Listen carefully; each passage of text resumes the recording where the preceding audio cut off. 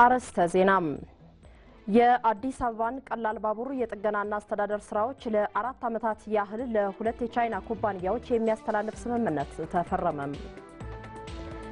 ኢራን በኢራቅ በሚንቀሳቀሰው የሽብር ቡድን ላይ የአየር ጥቃት መሰንዘሯ ተሰማ።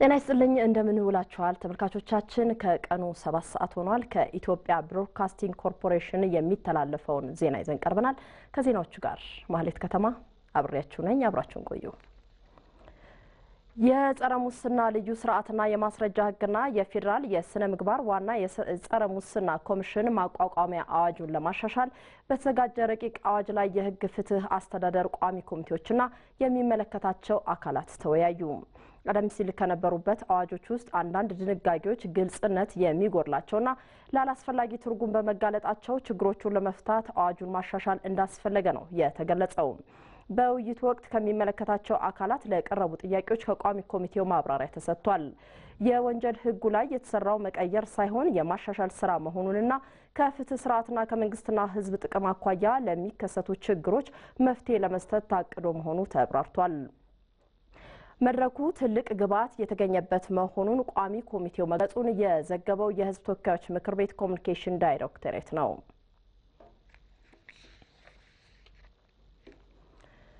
በየዓመቱ የሚከበረውን የአክሱም ጽዮን ማርያም በዓል ይበልጥ የቱሪስት መዳረሻ ለማድረግ ሁሉም የድርሻውን ሊወጣ እንደሚገባ የትግራይ ክልል ርዕሰ መስተዳድር አቶ አባይ ወልዱ ገለጹ የባህልና ቱሪዝም ሚኒስትሩ አቶ አሚን አብዱል ቃድር በበኩላቸው በዓሉ ከሃይማኖታዊ ፋይዳው ባለፈ ሀገርን ባለም በማስተዋወቅ ያለው ድርሻ ትልቅ መሆኑን ተናግረዋል ለገብረ እግዚአብሔር ኃይሉ ዘገባ አዲስ ህይወት ተስፋዬ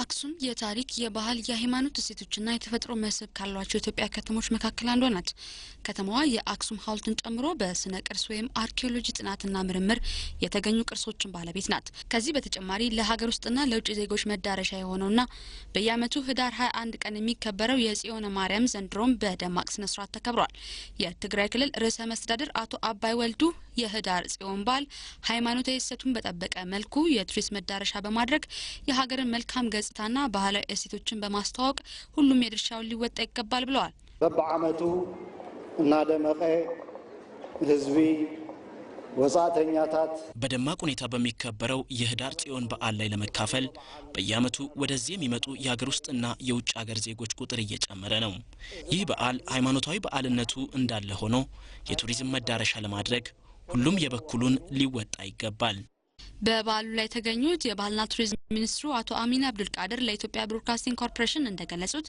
መንግስት በአክሱምና አካባቢ የሚገኙ ታሪካዊ ባህላዊ ቅርሶችና ሃይማኖታዊ በዓላት የተፈጥሮ መስህቦችንም ለዓለም ለማስተዋወቅ ዘላቂ ስራዎች እየሰራ ነው ለጎብኚዎች መረጃ የሚሰጥ ማዕከል ያቋቋመ ነው ትልቅ ማዕከል ነው በዲጂታላይዝ ያለው አለ ዓለም አቀፍ ደረጃውን የጠበቀ ነው የእግረኛ መንገዶች አሉ በቀላሉ ወደ ቅርሱ አካባቢ እንዲደርሱና የከተማውን ውበት እንዲጨምር መንግስት ጥረት ያደረገ ነው የኢትዮጵያ ምድር ባቡር ኮርፖሬሽን የአዲስ አበባን ቀላል ባቡር የጥገናና አስተዳደር ስራዎችን ለ4 ዓመት ያህል ለሁለት የቻይና ኩባንያዎች የሚያስተላልፍ ስምምነት ተፈራረመ ከ4 ዓመት በኋላ የሚፈጠረውን የእውቀትና ቴክኖሎጂ ሽግግር ተከትሎ ስራው ሙሉ በሙሉ በኢትዮጵያውያን እንዲከናወን እንደሚደረግ ተጠቅሷል ሀብታሙ ድረስ በአሁኑ ወቅት የግንባታ ስራው ከ82 በመቶ በላይ የተጠናቀቀው የአዲስ አበባ ቀላል ባቡር ግንባታ ከ3 ወራት በኋላ ሙሉ ለሙሉ ግንባታው ተጠናቆ አገልግሎት መስጠት ይጀምራል ተብሎ ይጠበቃል የኢትዮጵያ ምድር ባቡር ኮርፖሬሽን CREC እና ሸንዘን ሜትሮ ከተባሉ የቻይና ኩባንያዎች ጋር ያደረገው ስምምነትም የአዲስ አበባ ቀላል ባቡር የጥገናና የማስተዳደር ስራ ለ4 ዓመት ያህል በሁለቱ ኩባንያዎች እንዲከናወን የሚያስችል ነው ለዚህም የ116 ሚሊዮን ዶላር ወጪ በኢትዮጵያ መንግስት እንደሚሸፈን በስምምነቱ ወቅት ተጠቅሷል የኢትዮጵያ ምድር ባቡር ኮርፖሬሽን ዋና ስራ አስፈጻሚ ዶክተር ኢንጂነር ጌታቸው በትሩ ያስተዳደርና የጥገና ስራውን ለ4 ዓመት ያህል በሌሎች ኩባንያዎች እንዲከናወን የተደረገው ስራውን በሀገር ውስጥ ለማከናወን አቅም እስከሚፈጠር መሆኑን የተናገሩት የባቡር ትራንስፖርት አገልግሎት በተሳካ መንገድ ለማስጀመር በሀገራችን በዘርፉ በቂ እውቀትና ልምድ ባለመኖሩ የዓለም አቀፍ ተሞክሮ ልምድ ላላቸው የውጭ ሀገር ኩባንያዎች የማኔጅመንት ኮንትራት መስጠት አስፈላጊ ሆኖ ተገኝቷል። የዚህ የማኔጅመንት ኮንትራት ለሀገራችን በባቡር ትራንስፖርት ዘርፍ የቴክኖሎጂና የእውቀት ሽግግር በመፍጠር ረገድ ከፍተኛ ጥቅም የሚያስገኝ ሲሆን የኮንትራክት ውሉ ማብቂያ የመጨረሻዎቹ ዓመታት ላይ ኢትዮጵያውያን ባለሙያዎች ካገኙት እውቀትና ልምድ በመነሳት የባቡር ትራንስፖርት አገልግሎትን ያስተዳድራሉ፣ ይጠግናሉ፣ ስራው ሙሉ በሙሉ ይረከባሉ ብለን እናስባለን። በሚኒስትር ማዕረግ የጠቅላይ ሚኒስትሩ አማካሪና የኢትዮጵያ የምድር ባቡር ኮርፖሬሽን የቦርድ ሰብሳቢ ዶክተር አርከበ ቁባይ በበኩላቸው ስምምነቱ መንግስት የመዲናዋን የትራንስፖርት ችግር ለመቅረፍ ያለውን ቁርጠኝነት ያሳየ ነው ብለዋል። የአዲስ አበባ ከተማችን ነዋሪዎች የትራንስፖርት ችግር ለመቅረፍ የአዲስ አበባ ከተማ አስተዳደርና የፌዴራል መንግስት ከፍተኛ ጥረት እንደሚያደርጉና ችግሩን ለመቅረፍም ሰፊ እንቅስቃሴ እንደሚደረግ ለማረጋገጥ እፈልጋለሁ። በዛሬው ዕለት የተከናወነው የፊርማ ስነ ስርዓትም መንግስት ለአዲስ አበባ ከተማ ነዋሪዎች የባቡር አገልግሎት በጥራትና በቅልጥፍና ያለምንም አደጋ አገልግሎት እንዲሰጥ ለማድረግ ያለውን ቁርጠኝነት የሚያሳይ ምሳሌ ተደርጎ ሊወሰድ የሚችል ነው። በአሁኑ ወቅት ኢትዮጵያውያን ባለሙያዎች በባቡር ዘርፍ እየሰለጠኑ መሆናቸውን የገለጹት ዶክተር አርከበ የኢትዮጵያ ዓለም አቀፍ የባቡር አካዳሚ ለማቋቋም ታቅዶ እየተሰራ መሆኑንም ተናግረዋል። የኩባንያዎቹ ተጠሪዎችም ለ4 ዓመታት በሚኖራቸው ቆይታ በዘርፉ ያላቸውን እውቀትና ልምድ ለኢትዮጵያውያን ለማስተላለፍ እንደሚሰሩም ገልጸዋል። ለታላቁ የህዳሴ ግድብ ግንባታ ድጋፋቸውን አጠናክረው እንደሚቀጥሉ የሐረሪ ክልል ሲቪክ ማህበራት አባላት ገለጹ። የሐረሪ ክልል ሲቪክ ማህበራት አባላት ከዚህ ቀደም የቦንድ ግዥና የተለያዩ ድጋፎችን ያደረጉ መሆኑን በውይይታቸው ገልጸው በቀጣይም የህዳሴው ግድብ ግንባታ እስኪጠናቀቅ ሀገራዊ ኃላፊነታቸውን አጠናክረው እንደሚቀጥሉ በውይይታቸው ማጠናቀቂያ ላይ ገልጸዋል። እስካሁን ከ30 ሚሊዮን ብር በላይ ድጋፍ በክልሉ ደረጃ እየተደረገ መሆኑንና በቀጣይም የተጀመሩ ድጋፎች ተጠናክረው መሄድ እንዳለባቸው የሐረሪ ብሔራዊ ማዕከላዊ ኮሚቴ አባል የሲቪክ ማህበራት ሰብሳቢና የክልሉ የአባይ ግድብ ግንባታ ማስተባበሪያ ጽህፈት ቤት ምክትል ሰብሳቢ አቶ ነቢል ማህዲ ገልጸዋል። ዘገባው የሐረሪ ክልል የመንግስት ኮሚኒኬሽን ጉዳዮች ጽህፈት ቤት ነው።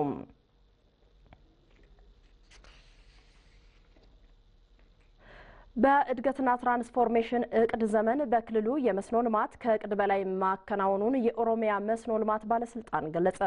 ይሁንና አሁንም በዘርፉ የሚስተዋሉ ችግሮችን ለመቅረፍ የሁሉም አካላት ጥረት እንደሚያስፈልግ ባለስልጣኑ አስታውቋል። አህመድ ኢብራሂም ተጨማሪ አለው።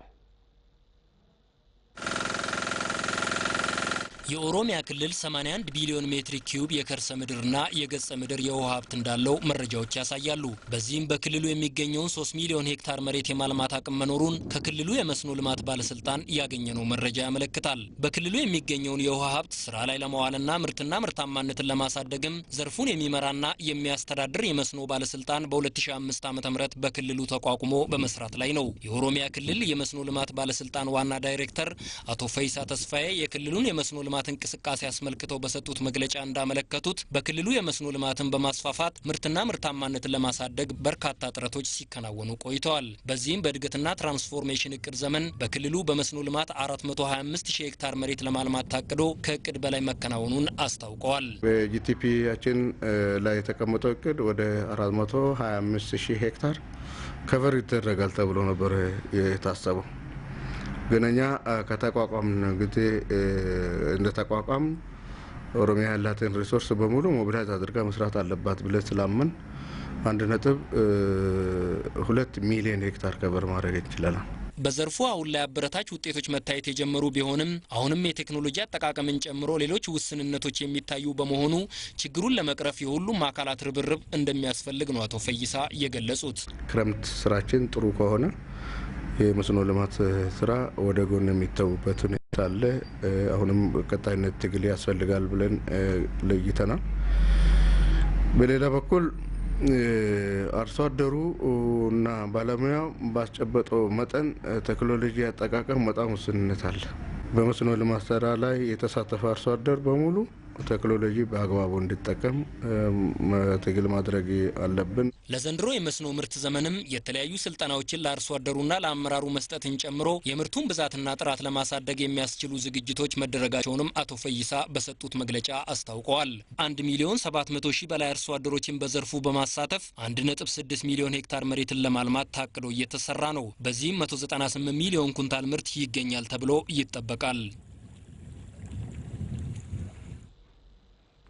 የምትከታተሉት ከኢትዮጵያ ብሮድካስቲንግ ኮርፖሬሽን የሚተላለፈውን የ7 ሰዓቱን ዜና ነው። ዜናዎቻችን አሁንም እንደቀጠሉ ናቸው። በኢትዮጵያ እየተካሄደ ያለውን ሁሉን አቀፍ የልማት እንቅስቃሴ ለማፋጠን የሚጠበቅባቸውን ተሳትፎ እንደሚያጠናክሩ በኳታር ዶሃ የሚገኙ የአማራ ክልል ተወላጆች ገለጹ። የብአዴን 34ኛ ምስረታ በዓልን አክብረዋል። ለዝርዝሩ የትምወርቅ ዘለቀ። በኳታር የብአዴን 34ኛ ዓመት የምስረታ በዓል የድርጅቱ ደጋፊዎችና ኢትዮጵያውያን በተገኙበት ነው የተከበረው። በበዓሉ ላይ አምባሳደር ምስጋናው ረጋ እንዳሉት ጸረ ዲሞክራሲና ጸረ ልማት ያገዛዝ ስርዓቶችን ገርሶ ለመጣል በተደረገው የትጥቅ ትግል ብአዴን ከፍተኛ ዋጋ ከፍሏል። ብአዴን ኢህአዴግ ክልሉን ማስተዳደር ከጀመረበት ጊዜ ጀምሮም በልማት በመልካም አስተዳደር ውጤት ማስመዝገቡን ገልጿል።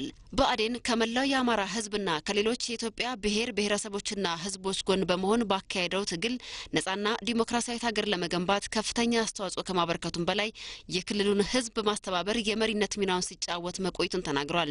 በዚህም በገጠርም ሆነ በከተማ የልማት ድሎች ማስመዝገብ ተችሏል ነው ያሉት። በክልሉ ድርጅቱ ያስመዘገባቸውን የልማትና የሰላም እንዲሁም የዲሞክራሲ ግንባታ ሂደቶችን በማስቀጠል ረገድ የድርጅቱ አባላትና ደጋፊዎች በቁርጠኝነት ሊሰሩ ይገባል ብለዋል። ክልሉ ከዚህ ቀደም ከነበረበት የኋላ ቀርነት፣ የጉስቁልና፣ የተፈጥሮ ሀብት መመናመን በጣም የክልሉ የረሃብ ገጽታው ተቀይሮ ዛሬ ከክልሉ ከሀገር አቀፍ ደረጃ አማራ ክልል በልማት ግንባር ቀደም ከሚባሉ የሀገራችን ክልሎች ውስጥ ይገኛል። ስለዚህ ይህንን ልማት ማገዝ ይኖርብናል። የበዓሉ ተሳታፊዎች በበኩላቸው ብአዴን በክልሉ እያካሄደ ባለው መጠነ ሰፊ የልማት እንቅስቃሴ ውስጥ የነበራቸው ሚና በማጠናከር የዜግነት ግዴታቸውን ለመወጣት መዘጋጀታቸውን ተናግሯል። 34ኛው የብአዴን ኢህአዴግ ምስረታን ተከትሎ የተሰባሰቡት የክልሉ ተወላጆች የአማራ ልማት ማህበርን ለማቋቋም 7 አባላት ያሉት አደራጅ ኮሚቴ ማቋቋማቸውን ከኳታር የኢትዮጵያ ኤምባሲ የተገኘ መረጃ ያመለክታል። የኢትዮጵያ ብሮድካስቲንግ ኮርፖሬሽን ለህዝቡ ባቀረበው የሎጎና የመሪ ቃል ውድድር መሰረት ከቀረቡ ናሙናዎች መካከል ኮሚቴው 3 የሎጎና 3 የመሪ ቃል አማራጮችን መርጦ ህዝብ ድምጽ እንዲሰጥባቸው አቀረበ። የድምጽ መስጠት ሂደቱም ከህዳር 24 2007 እስከ ህዳር 28 2007 እንደሚካሄድ ተገልጿል። ለዝርዝሩ አለነባዩ።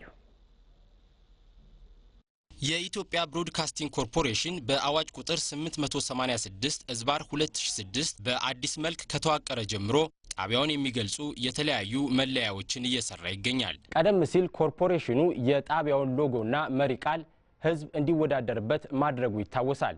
በዚህ መሰረት ከመስከረም 16 2007 እስከ ህዳር 20 2007 ዓ.ም ድረስ 1024 ሰዎች ስራዎቻቸውን አቅርበዋል። ከነዚህ መካከል ከ30 በላይ ስራዎችን ያቀረቡ ሰዎች ይገኙበታል። በአጠቃላይ ወደ 8000 የሚጠጉ የጣቢያው መለያ ሎጎ ሊሆኑ ይችላሉ ያሏቸውን ስራዎች አቅርበዋል። የመወዳደሪያ ስራዎቹም አብዛኞቹ ከመላው ኢትዮጵያ፣ ከሱዳን፣ ከመካከለኛው ምስራቅ፣ ከዋሽንግተን ዲሲና ከሌሎችም ሀገራት የተላኩ ናቸው። የዚህ ሎጎ ባለቤት የኢትዮጵያ ብሮድካስቲንግ ኮርፖሬሽን ነው የሚሆነው።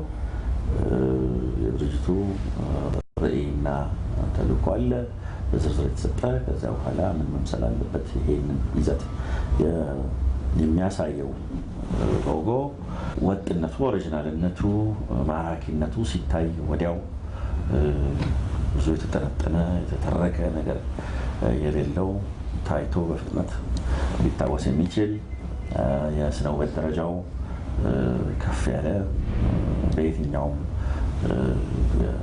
ብሮድካስቲንግ ስክሪን ላይ ምን ከምንመለከታቸው የሚገዳደር የሚቻል የሚመጣጠን እንጂ ያላነሰ መሆን አለበት። እነዚህን ሁሉ እንግዲህ ይዘቱን ከስነ ውበታዊ ደረጃው ጋር በማመሳከር ምን ያህል የተያያዘ ነው፣ ምን ያህል የተቀናጀ ነው የሚለውን በመመዘን ለመጨረሻዎቹ እጩዎች የማብቃት ስራ ነው እስካሁን ድረስ ስንሰራ የቆየ ነው። ከነዚህ ስራዎች መካከል ኮሚቴው በ3 ዙር አጣርቶ ህዝብ ድምጽ እንዲሰጥባቸው 3 የመለያ ሎጎዎችን ለምርጫ አቅርቧል። በተመሳሳይ ለኮርፖሬሽኑ መሪ ቃልነት 253 አማራጮች የቀረቡ ሲሆን ከነዚህ መካከል 3 አማራጮች ህብረተሰቡ ድምጽ እንዲሰጥባቸው በኮሚቴው ተመርጠዋል። ጣቢያው በራሱ ማካሄድ ይችላል። ያንን ግን ትቶ ባለሙያዎች ስላሉ በዚህ ላይ በሙያቸው የሚታወቁ እነሱ ሰዎች መጥተው ይስሩት ብሎ መስጠቱ በጣም ብዙ ትርጉም የሚኖረው ይመስለኛል። የመጀመሪያ ደረጃ ገለልተኛ መሆንም ያመለክታል። ይሄን በባለሙያ ያስመረጥኩት እኔ የለውበት ባለሙያዎቹ በእውቀታቸው ያላቸውን አይተው ይሄኛ ይሆናል ብለው መርጠዋል ብለዋል። እኛም ስንመርጥ ምንም አይነት እንትን አልነበረንም። ይሄን አድርጉት ማለት ተባልን። በራሳችን በሙያችን ነው የሰራ ነው።